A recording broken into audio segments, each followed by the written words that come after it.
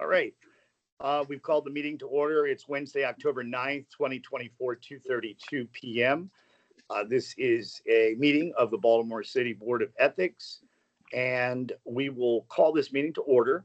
Just so you know, all participants in the public session of the board meeting acknowledge and consent to the video and audio recording of the public session and the publication of the recording on the board's website and social media accounts. Per the Open Meetings Act, the board discloses that it adjourned its virtual open meeting on September 11th, 2024 to enter the administrative session at approximately 2:42 p.m. 4 board members were present. No one was absent.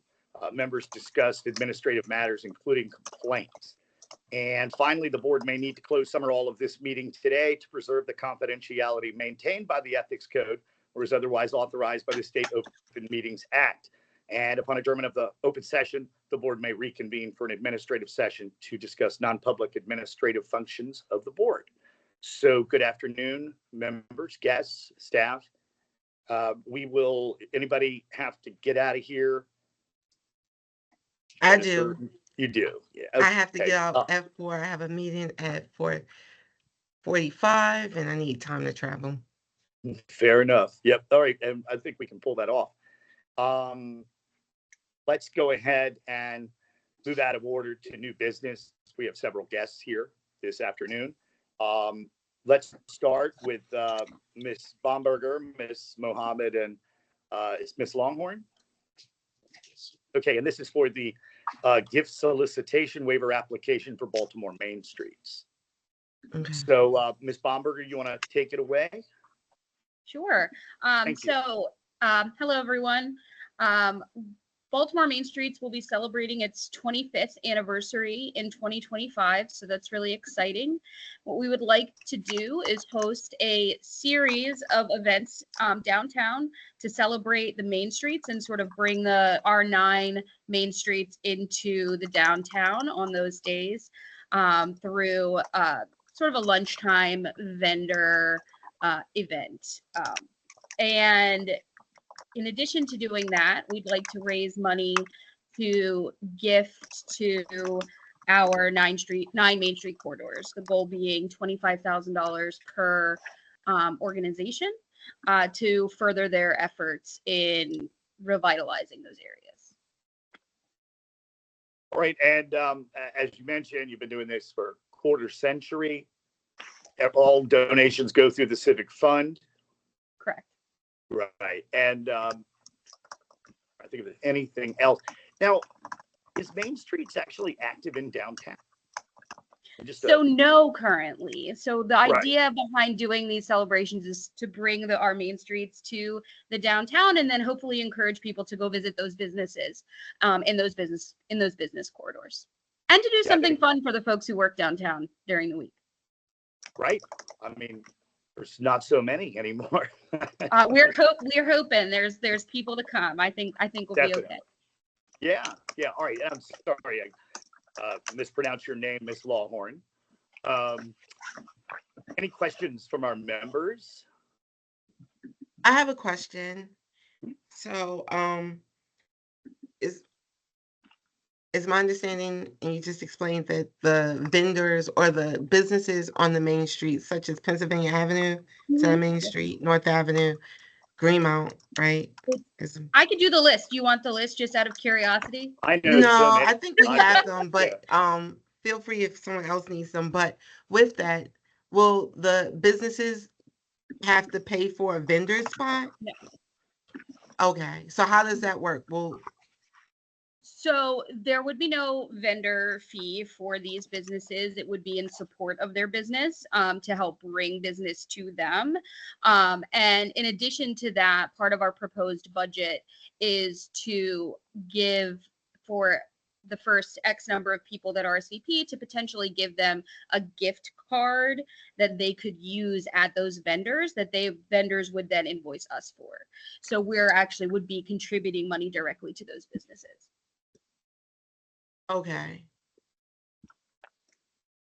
So will the businesses be the only ones in display, or there will be opportunity? Because I'm only saying this because when you gave the presentation, you said there would be vendors. So I was wondering what in what context? Will there be other businesses partaking in this event and being charged?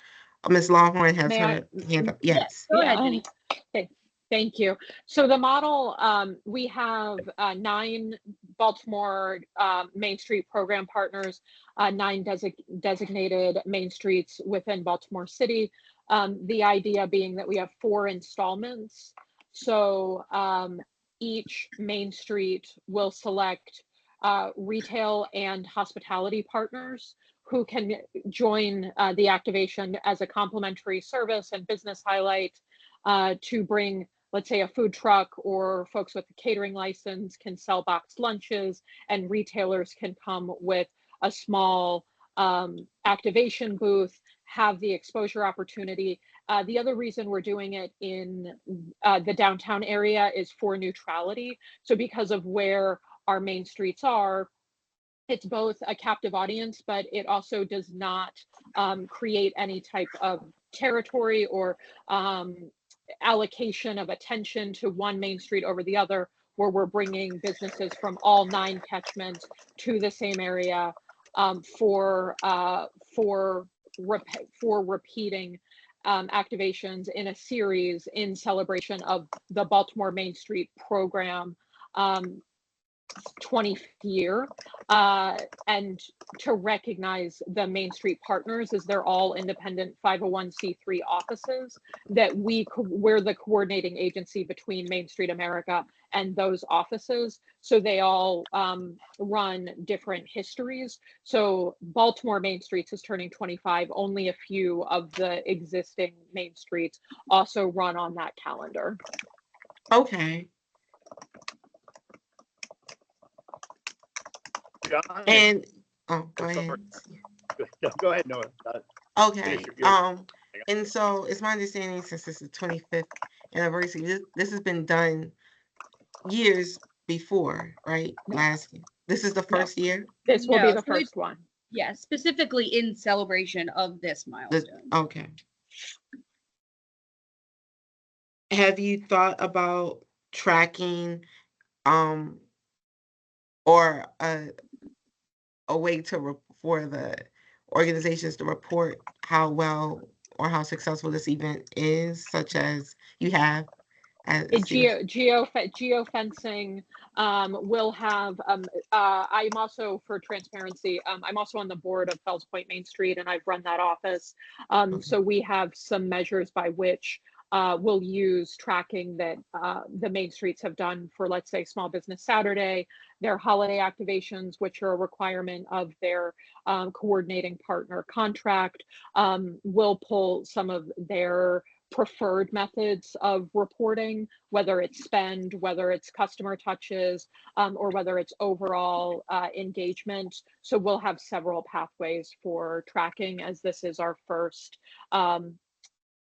engagement in this capacity, and Brooke and I are new to the SMBAD office within the last 7 months. So that office has been expanded recently, and prior to our joining the team, as well as our teammate Khadija Muhammad, who's on this call, it was only a program director and a program coordinator. So this is our first opportunity to create activations that would include all 9 main streets at one time, because the capacity hasn't been there prior to this. Okay. Well, thank you. I appreciate that. Thank you for the opportunity. Am I sideways? No. Okay, good. Whenever somebody tries to call in, it always messes up my teams here. All right. John, any questions? No, thank you. None for me. Right, I any just further- have the general note.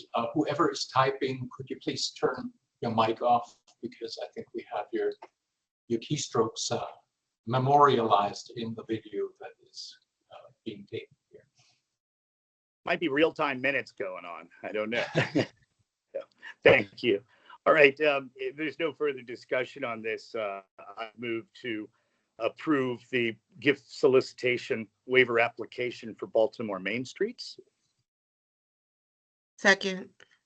All right, thank you. Moved and seconded. All in favor of approving this solicitation waiver application signify by saying aye. Aye. Aye. I said aye, just in case. Yep, gotcha. Okay, so that's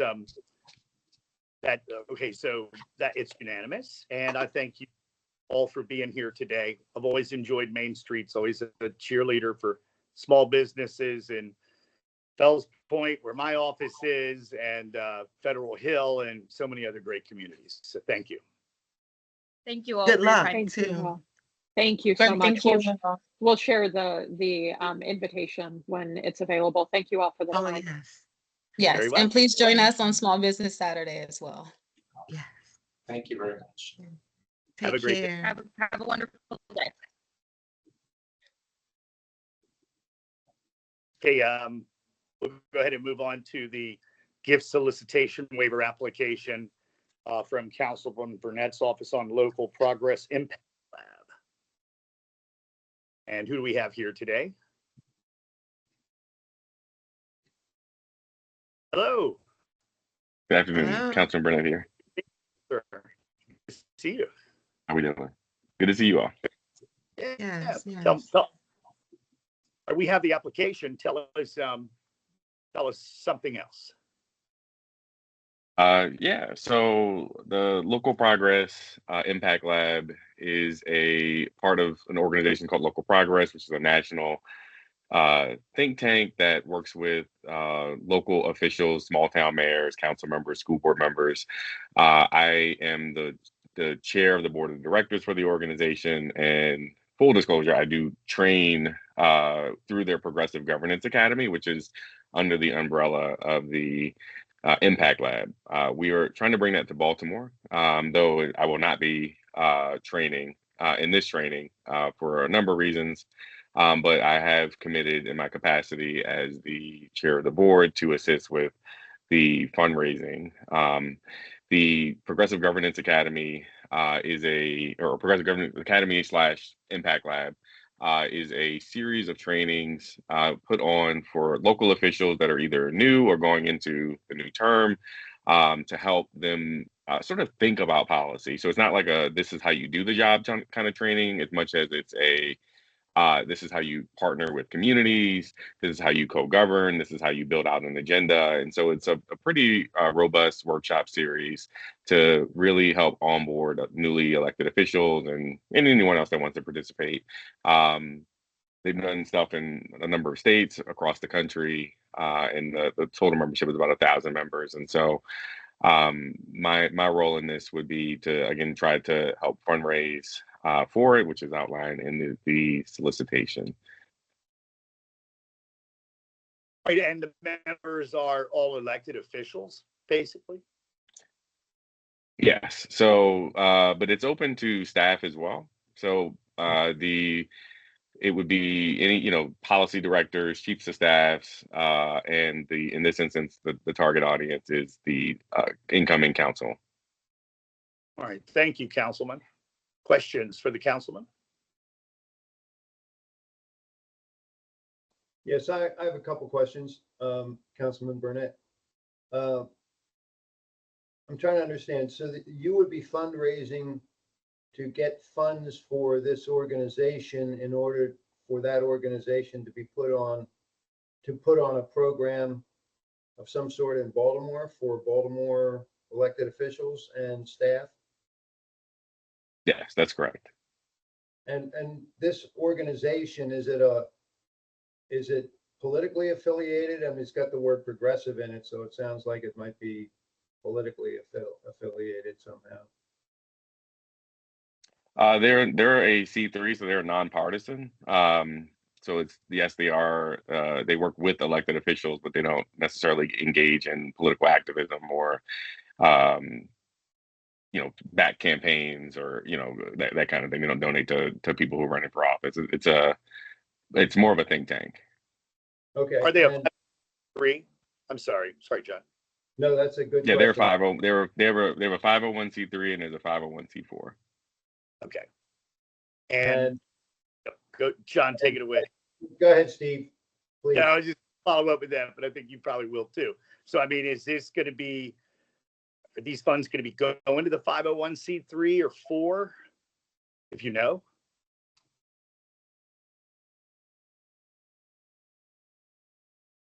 If you know. I can email an answer to that. I don't know offhand how they. I mean, it's everything that they do would be in accordance with the IRS regulations. So Okay.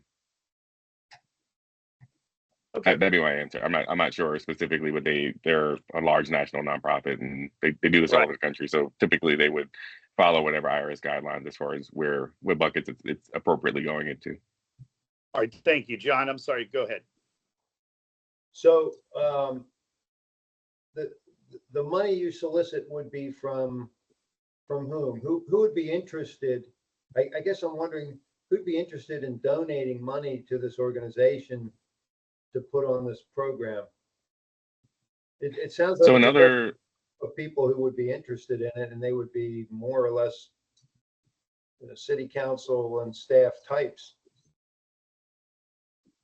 So most of the organization's fundraising is philanthropic organizations all over the country. They get money from labor unions.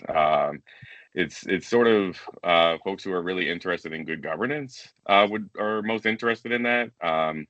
And like I said, I've done trainings in Nashville, Memphis, New York, California, Chicago. All of those have required similar fundraising, and most of the money comes from either philanthropy or labor unions. All right. And are you you're not a paid employee or contractor or consultant for them, are you? Or is this all voluntary? So I've recused myself for the Baltimore training. In other jurisdictions, I had been a paid contractor, and I've put that in my ethics forms previously in disclosing that. But for this training, that would be an obvious conflict. So I won't be doing the training for this one. But as you'll be doing fundraising for them, though. Is that right? Yeah, I don't get paid for the fundraising. Okay. and you serve on the board. I'm the chair of the board. Sure. And like most boards require that you help with some of their development activities.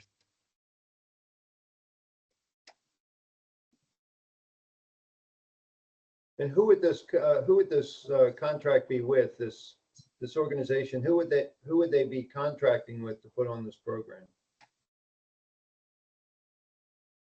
I don't understand the question. We'll be fundraising for Local Progress. They have staff that would be running the training. I see. So if they got the funds, they would set up this. Is it like a 1-day program, a 2-day? I'm not sure I understand. It's a 6-month program, and there's more information needed on the training itself. I'm happy to provide that. The 6-month training. The money goes to both staffing and the training logistics. So typically they need to rent office space, print materials, food and beverage for the attendees. Those are the typical costs for putting on something like this. So Yeah. just so I understand, the city council is not asking the organization to come down and give training to city council members, or is it? Well, we've partnered with the incoming council president's office, and trying to expand professional development for the members of the council and their staff, and this is a part of that larger initiative. But the city council is not saying, please do this program and we'll pay your fee for putting on this program. There's no contract. The city council doesn't have the ability to do that. That would have to come through the board of estimates. So no, there's no request for the council to pay the local progress. We'd be entirely trying to solicit funds from outside the city to pay for the training. Okay, thank you. Thank you. So just to piggyback off of what John is asking, is there I guess my confusion is, how do we know that this program is wanted by our officials? Is there like a business plan on soliciting attendees? I heard you say that you have a partnership or something with the incoming president of city council. So I'm a little confused. So the participants would register for the program, and part of this is actually already underway. Not the part that I'm fundraising for. So the Progressive Governance Lab, which is the 6-month training, and there's a 2-day training that starts tomorrow that we didn't request any. They didn't have any need for fundraising for. They already had the money for it. So that starts tomorrow at Baltimore Unity Hall. 4 of the 5 incoming council members have already registered to participate in that 2-day training that's being put on by Repower and the Progressive Governance Academy. This would be an extension of that training, which does not currently have funding. And so, it's not typical that the council would put out a solicitation to be trained. I think in the past, the council president's office had brought in folks to do capacity building and other things. But it's never been as a result of some sort of official act of the council. Okay, which I guess that's where I'm trying to understand. Is this something where you need to market to your intended audience, or you Well, already we've done have this that before. interest? So Okay. we've done this before. So council members Torrance, myself, previous council members Shannon Sneed, John Bullock, Ryan Dorsey, Z Cohen have participated in this every 4 years. This is the first time that I've been involved in trying to fundraise for a more extensive training. But the 2-day training through the Progressive Governance Academy has been done in 2016, 2020, and in 2024. Okay. But the 2-day training, you didn't request any money, right? Yeah, Or because funding for it. that's already, the organization has the money to pay for that themselves. Right. So they didn't need any support in fundraising. So I didn't put that in on the solicitation. Okay. Maybe Maggie, I see your hand is up. Do you have a similar waiver from last meeting? Can you supplement the information?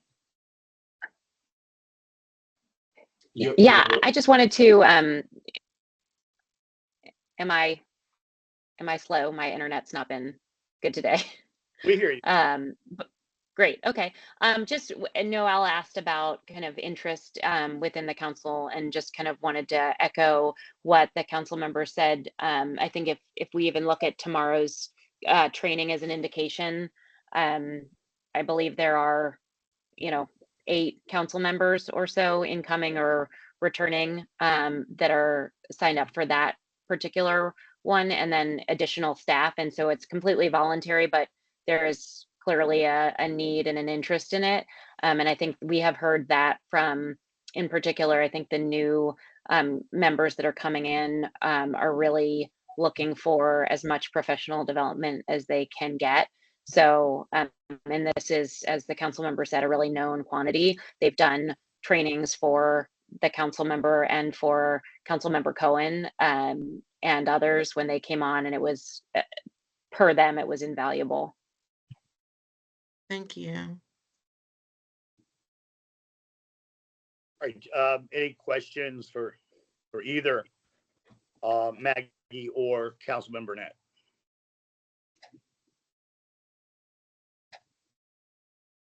All right, thank you both for being here.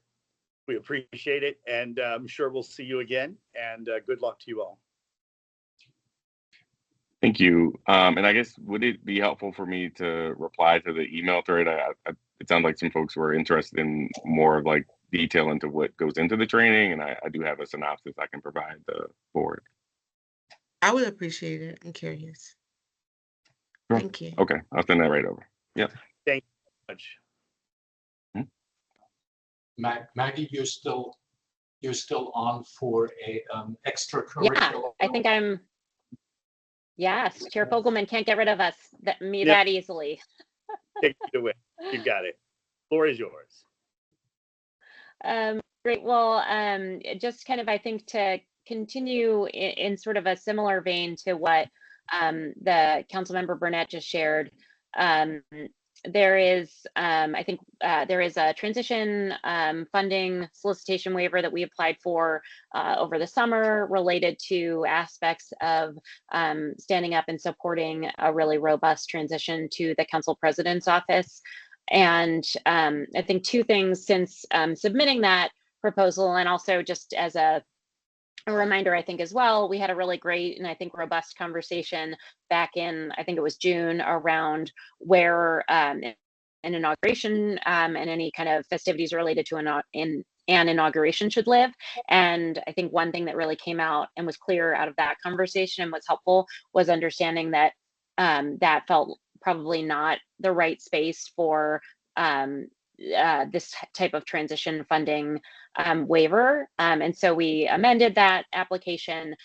With that said, I think as we have gotten more into the thick of transition planning as well as actual sort of transition work, two things emerged. And so kind of wanted to circle back with you all to name those and to potentially request an additional amendment to the current application. And one is that I think we've increasingly realized from a timeline perspective that transition does not necessarily end with the inauguration. To the point Councilmember Burnett made, part of what he is looking to do through the Progressive Governance Academy is to help provide kind of ongoing professional development, in particular for the new members, but also I think for returning members that did not have the opportunity to have that kind of training, and or where the incoming council president would want to make sure that everybody was on the same page. So we'd like to discuss extending the date beyond the current date of December 9 into sometime in the winter. Just realizing that, you know, December 5th is not, as it turns out, the end of a transition. The other thing I think we've realized is that with the initial listing, we offered a couple of specific examples related to costs around standing up a transition committee, as well as site visits. Those were two things that we kind of knew right off the bat we were going to need to kind of have as part of this transition. I think as we have moved further into this, I think we have realized that there are additional things we would like to be able to cover, such as professional development for new members or new staff or returning council members, whether it's through a council retreat, whether it is through something like the ongoing professional development that Councilmember Burnett was just talking about. And we did not explicitly name those things in a initial request, and so didn't know also, you know, to what extent we should make some implicit things explicit or expand the explicit so that you know, it's very clear what we would like to do, again, outside of the two things that were explicitly named, which were the transition committee and also site visits. So those are the two main things I wanted to kind of bring up to the board for discussion. One was an extension beyond the current date of December 9, and then the other was this piece around professional development, whether or not it's one-off trainings or something like a council member retreat that, you know, for us, for an example, the incoming council president would like to have a retreat for members. There are aspects of that that will happen after an actual swearing in. But if we have an ability to have the transition costs extend beyond December 5th into kind of a early December, we would be able to use some of those funds to augment a retreat fund. And the retreat, by the way, is not, this is all local. It's not, we're not talking about hotels or anything like that. So I wanted to kind of name that. But yes, kind of pushing the date a little bit further and then expanding to include professional development explicitly. All right. Questions from any members?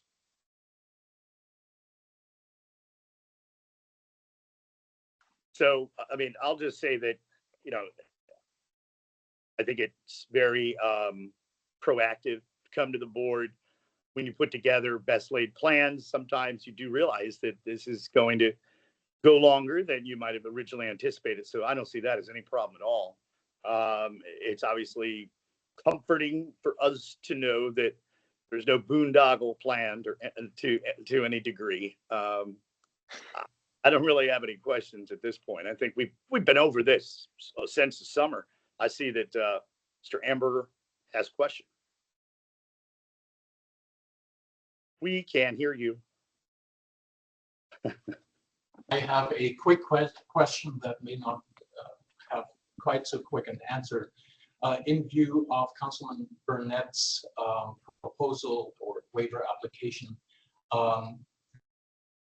could the venture envisioned by Councilman Burnett be integrated into your current waiver that you already received? It seems that both have very similar target audiences and a very similar effect that is desired. What's your opinion on that? I absolutely agree. I think the one question, because Zeke and Chris have talked about, this is a shared for them. They've both done that specific training before. Zeke, will be attending the 2-day conference training that Councilmember Burnett mentioned that's happening tomorrow and Friday. And so I think it was more just kind of an understanding of like, can you have two members on the same waiver? If we already knew kind of when we had talked to Councilmember Burnett initially about an interest in these ongoing trainings, that we had put forward a waiver, but the waiver didn't necessarily include professional development explicitly. Councilmember Burnett had not put forward such a waiver, so it felt necessary for him to put one forward. But I would take you all's kind of lead on how to best potentially put those two together. That makes a lot of sense to me. Agreed. Thank you. Chris, do you have any other questions? All right, that said, thank you so much for being here. You're a frequent flyer here at the board. We always appreciate hearing from you. Thank you. All right. We'll okay. See you. Well, just keep posted and let me know what y'all need. Thanks so much. Definitely. Take care. Okay. That is the balance of our guests and presentations for the session here. All right, fantastic. Do we have any discussion on the Councilman Burnett's application for Local Progress Impact Lab? So I guess to me, yes, Steve, this is John. I think to me, the question about his being a paid trainer in other contexts gave me some concern, but not so much that I think it tips the balance for me. He's not doing the training here, so he's not soliciting funds that would be used to pay him to do this training. So I guess I'm feeling comfortable about that. The other lingering question I have, and I'll defer to you guys on this, but this is one of those few requests where the money is going somewhere else. It's being solicited here by public officials and then going into the treasury of an organization up in New York that we have no control over and that has no reporting obligation to us, whereas we usually have things going into the Baltimore Civic Fund, which is familiar to us, and we've had that presentation that somebody arranged, which I thought was very helpful. So that's, I guess the first one I just laid out there as a concern that I don't think is a dispositive concern for me. And the second is everybody comfortable with this, with the funds going to, being solicited on behalf of an organization that will have really we have no jurisdiction over, or no reporting stream from. So, Yeah. John, that, and Steve, that was my concern as well. It reminded me of the mayor's ball. Remember, I think it was last year, where it seems as though they partner with elected officials essentially to raise money, and then they take the money. And while they're saying it's for the city, which I have no reason to believe otherwise, because I mean, it seems as though they speak highly of the um event and the training. One, we don't know how much is going to it. We don't know where other funds are coming from to fund their venture, and they're not required to tell us, right? And I'm guessing, John, you looked up the website as I did, and it seems as though it is a national effort with multiple elected officials on the board. And, Councilman Burnett correctly stated most boards expect the board members to fundraise, right? It just seems a little very, I don't want to use the word incestuous, but it seems like it's growing, it's feeding off of the people that their customers have to pay them or fundraise for them to attend. That is one thing that occurred to me, is that there is a financial interest that Councilman Burnett has in regard to the organization, because he's getting paid as a board member, which, as John said, may not be dispositive, but it is certainly there. And being a national organization, it is very difficult to make sure that, the $3 that they collect for Baltimore City are $3 that are expended for Baltimore Right. City. In that, and as Steve pointed out, the reporting requirements apply to organizations that we have jurisdiction over. My suggestion would be to make if the board feels like approving this waiver request, that Councilman Burnett's venture either be part of the general transition waiver that we decided on before, and then that the money collected goes to the civic fund, who then can disperse it to the organization that does the training. That's just a suggestion, maybe unduly complicating things, but. Well, I mean, reporting is one of the requirements we have. Yes. Pursuant, for granting an application.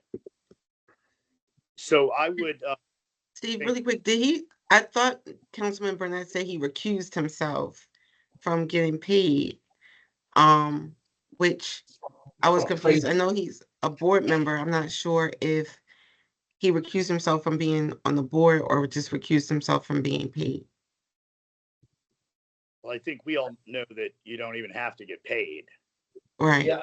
There'll be I was under the impression that he was saying, as a board member, I'm expected to fundraise, and I'm going to do that. So he's clearly not recusing there. Right. And the recusal comments seem to be, yes, I have in the past been a paid contractor in the sense of providing training in addition to being a board member, and I'm recusing myself from being involved in any training here on a paid basis. That's why I didn't feel too uncomfortable with that aspect. It's the reporting and the source and disbursement of funds that gives me a little pause.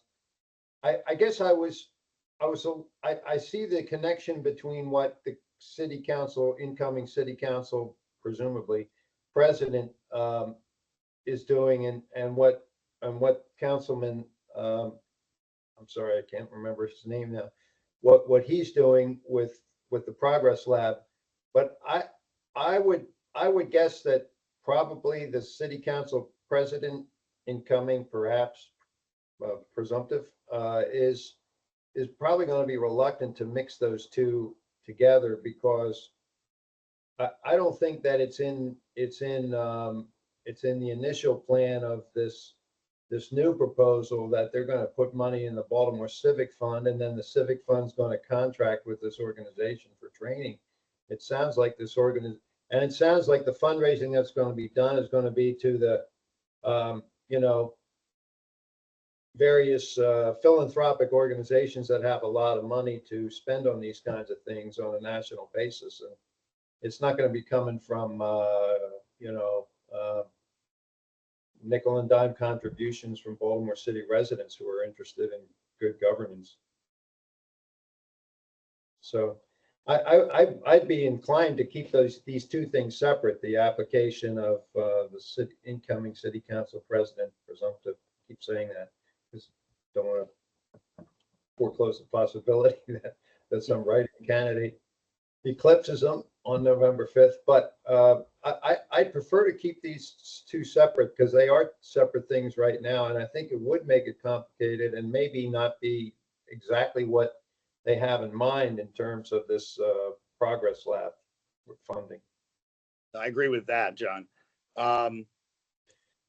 So where do we stand with respect to local Progress Impact Lab?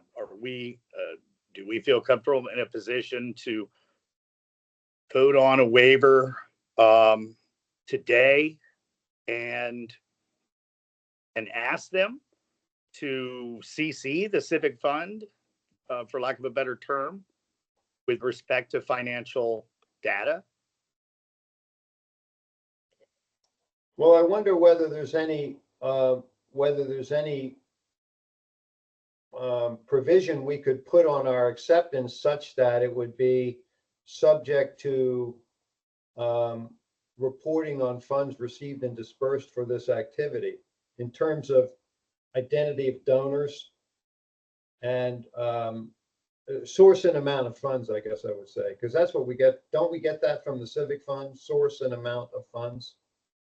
Yep. It seems to me we have kind of a visibility if we wanted it, because people are entitled to know who's paying. That's why I asked the question about progressive in their title. Right. Not against progressive governance, but it does seem to me to raise questions about whether they have an agenda. Well, I mean, after looking at their website, I'm not that worried about that, but I do think that if we do this, we're going to have to put the burden of making sure that the ethics board gets its reports from the applicant. I mean, local progress doesn't answer to us. Correct. But we need to Councilmember Burnett is also not going to be answering to the ethics board other than as a former city employee past the swearing in of the new council, because he did not. I mean, Councilman Burnett did volunteer to give us additional information. Mm-hmm. I would like to see it. I don't know if that would, I'll defer to the entire board in reference to it. But one other concern, and while I know that Maggie McIntosh chimed in and said that it is a highly interested, or there's a lot of interest in it. One concern I have is they raise a certain amount of money and they don't need that amount because not what they anticipated in terms of attendees, because it's voluntary, right? It's not something that they're required to do or need to send their people for. So if they raise for 10 people to attend and 3 attend, what happens to the rest of the money, right? I would love to see a response to that, or see how they for lack of better term, business plan on how they handle this, and what do they donate that to the Baltimore Civic Fund, right? Because Councilman Burnett can be very successful in raising this money and maybe raise more money that's needed, and it goes to New York. Does it? So that's one concern, and I don't know if that can ever be answered. And I don't know if it's I don't know how we would look at that. Right. So it's some questions, and I'm interested in to see the supplemental information that Councilman Burnett will give us, because it looks like a great program online. I mean, their presentation seems organized and productive, but no one has to do it. Okay, I mean, Right. based on that, I mean, first of all, we know that you don't have to use the civic fund for Correct. us to grant an application. That said, if it's not going to come up the works and he has offered to provide supplemental information, maybe we can pass this for 1 month. Mhm. I mean, Chris, yeah, what do you think about that? With you asking him to try to at least detail for us how the board would get some kind of accounting. Yes. Mhm. And yeah, there is some time It'll be a constraint. former, right? So Yeah, and there is some time constraint because the swearing in is going to happen of the new council is going to be in December, and efforts are ongoing.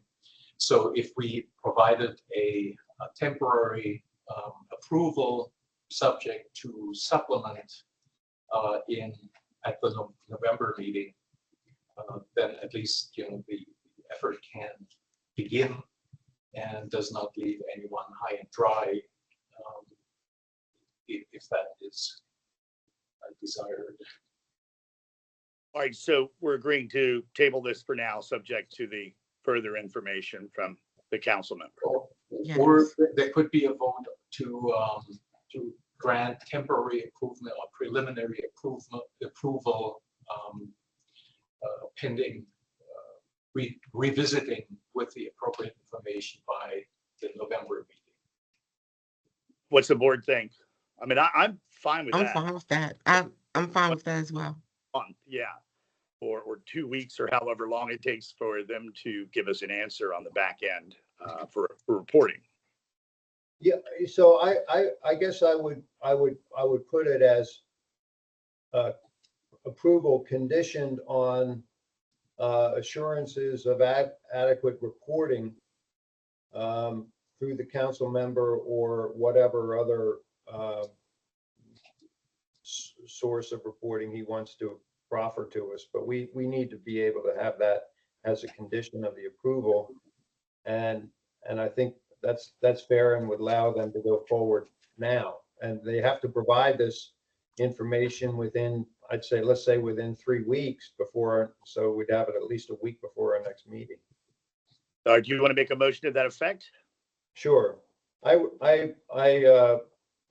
move that we approve the application made by Councilman Burnett on condition that within 3 weeks, we receive satisfactory information on how the reporting process will work and that it will be adequate.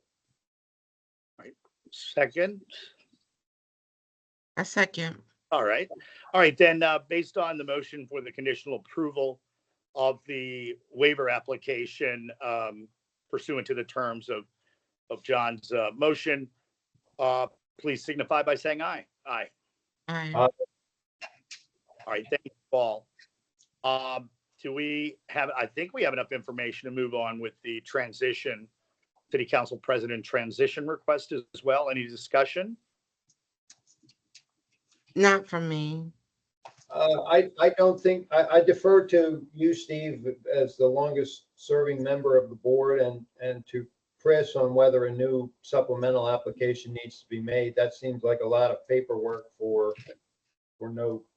I think all that would be needed is just a written statement by the councilman's office, as to what the specifics are, both in regard to the new tasks that have emerged or new expenditures that have emerged, and then the extension of the existing rather short-term waiver to maybe into March or maybe to the end of the fiscal year. Yeah, I mean, I think they can ask to extend it as long as they want, you know what I mean? But we'd like a date. We'd like a termination date. Yeah. Everybody feel good about that? Mm-hmm. All right, I'll Yeah. move that we conditionally approve that waiver application as well, subject to the additional reporting and the amendment as discussed today by the applicant. I second that. All right, all in favor of that conditional approval as well, signify by saying aye. Aye? Aye. All right, thank you. Very good. All right, let's talk about those written minutes of September 11th. I know I got a chance to review them. And are there any additions, corrections, edits? Yes, on page, the second page, pages aren't numbered, but on the second page in the last bullet, starting with the words Chair Fogelman noted.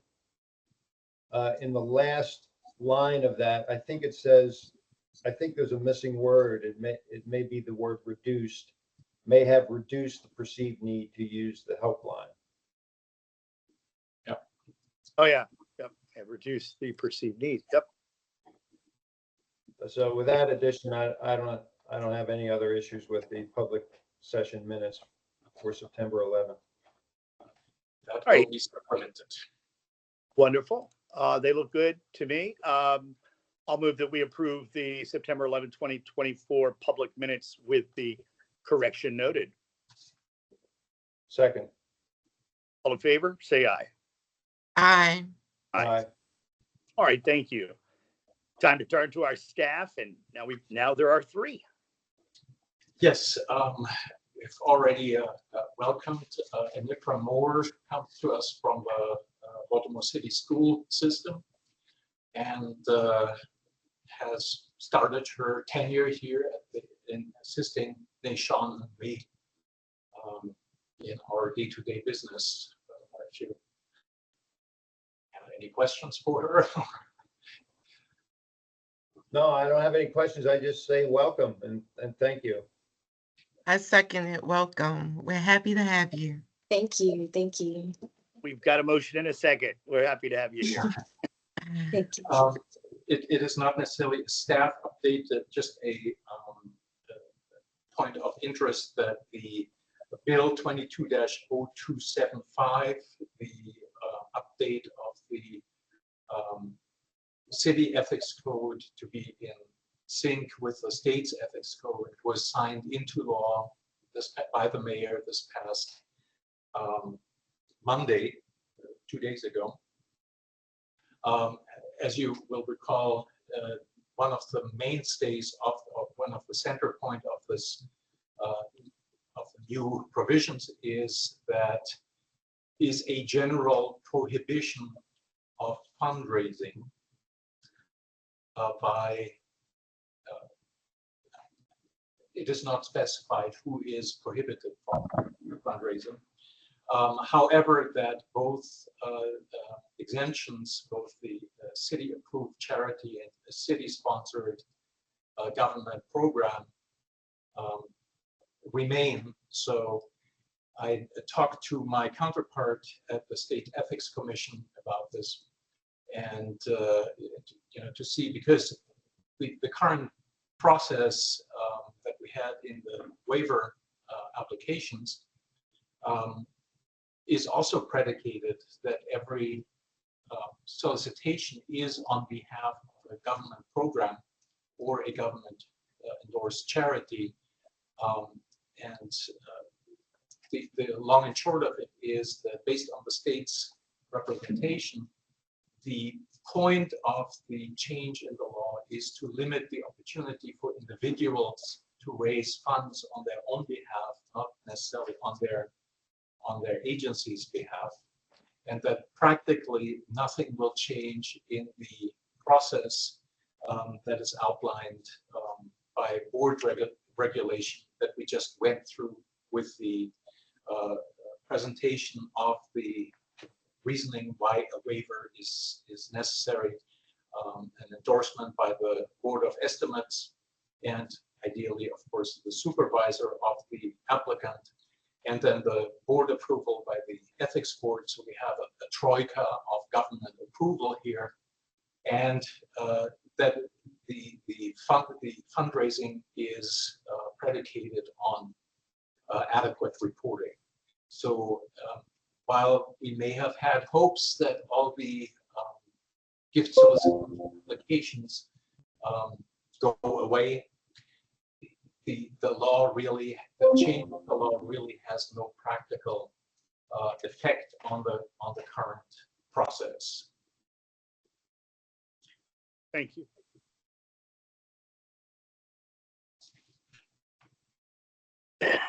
Oh, and because of, I know that there is some uncertainty and some the ambiguity that was created by this needs to be resolved for our agencies and fundraisers.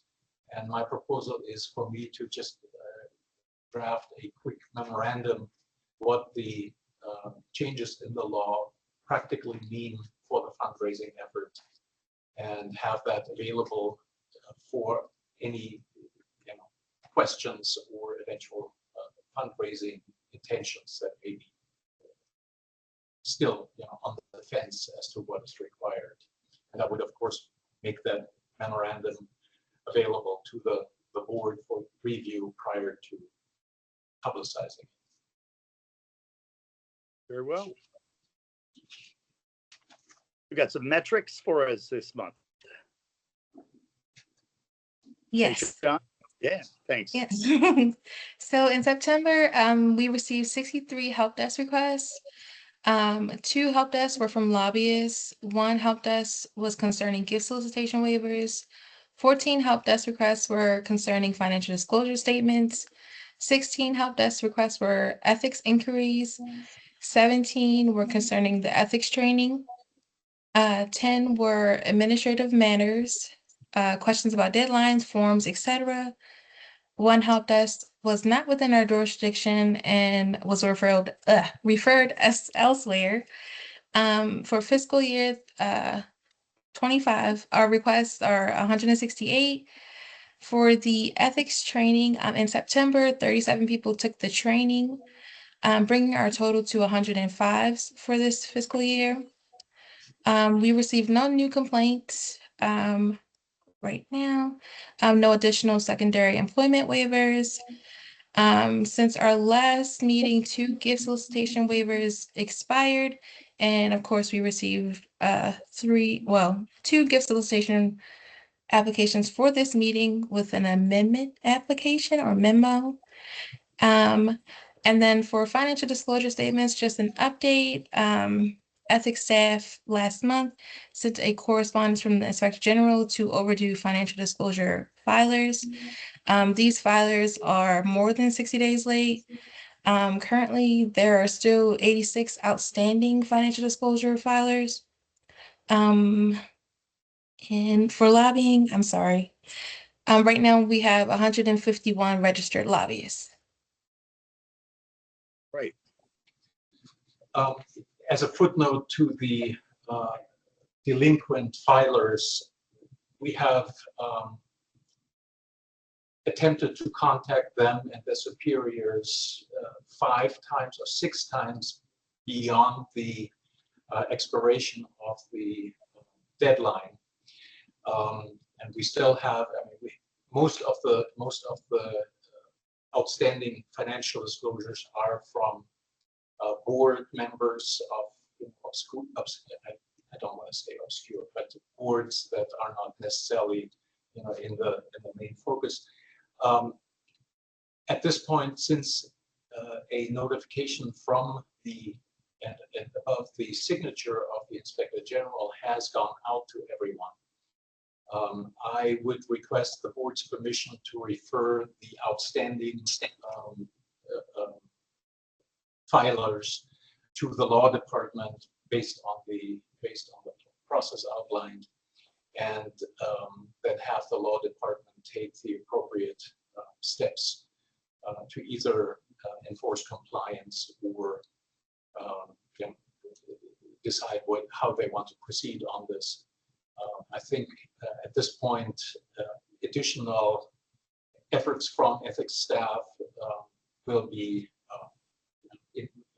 without much success. Futile. Yeah. Hey, we've never done that before, but I have no objection to it, to refer these to the law department. How do the members feel about that? No objection here. I mean, at least put them on notice. I mean, we're not directing them to do anything, but let them know.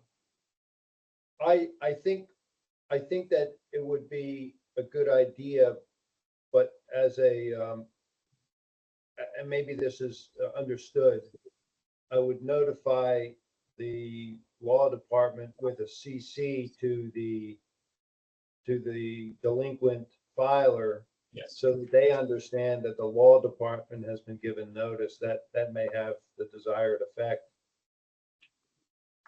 Yes. Yeah, I completely agree. Noel, are you comfortable with that? Yep. Okay.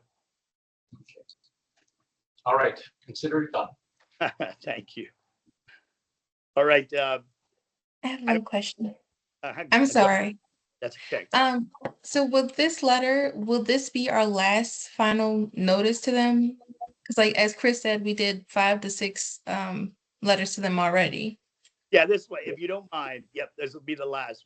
We'll never say never, but we're as to be the last one, and this one will be different because it'll say, as you know, you are still not in compliance, and just so you know, we are forwarding information to the law department. Gotcha. Yeah, Thank you. Maybe that final notice.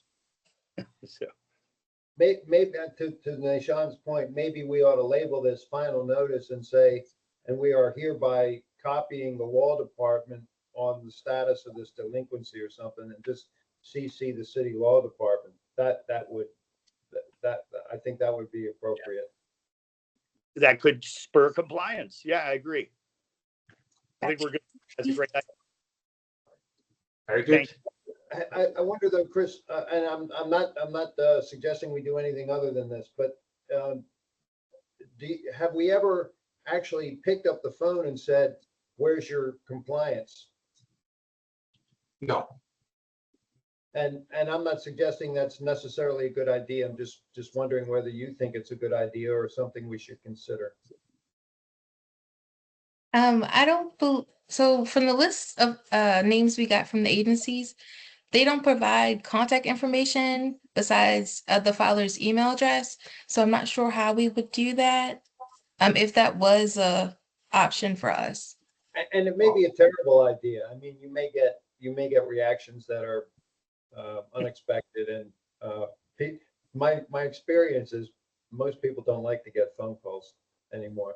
But so anyway, just forget it. But I just wondered. I think for city employees, at least their office extension is in the database, and so I'd be happy to do that. That's not a problem. The other question I have is any of this paper trail, is any of this subject to Public Information Act request? I mean, if we're notifying people that they're delinquent and notifying the law department, what if the local news organizations asked for this information? I presume we would be required to turn it over. Would too. If they're able to come and look at the reports, they should also be entitled to know where there are no reports and for what reason. So, Chris, I mean, yes, I agree. And if there's a contested disclosure that needs to be made, we can take care of that via a request on a case-by-case case basis, but certainly the people whose failure to report is being requested will also be notified of that request, and it is at that point up to them to contest that request. All right, thank you. I want to move along just because because of our 3-member board today, we will lose our quorum at some point in the next 22 minutes. So we have no old business at this time in the public session. So if there's no objection, we'll go ahead and adjourn this session. All right, hearing no objection, the public session is adjourned. Thank you.